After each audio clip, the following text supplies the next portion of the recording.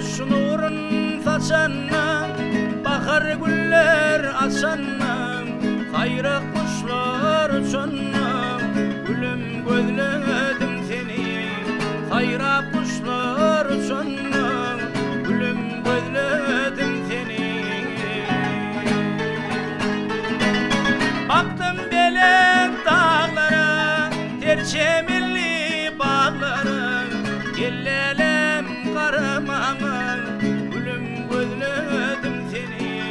Gellelem karamama, gülüm gözledim seni.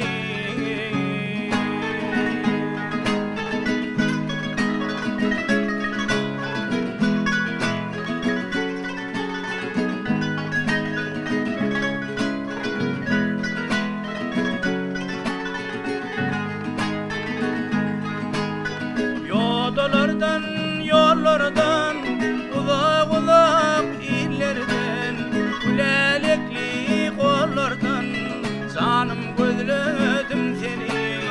Gülelekli kollardan, gülüm gözledim seni. Yürek ağlar gününden, yarım gizlenmeminin, kara gözler içinden aylap gözledim seni. Kara gözler içinden gülüm gözledim seni.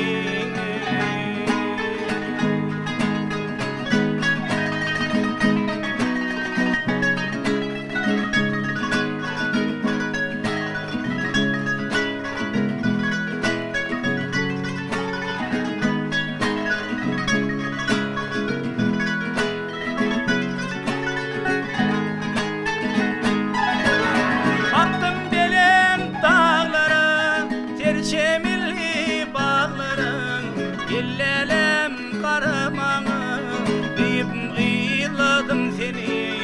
Gellelem karamama, gülüm gözledim seni. Yarım gözledim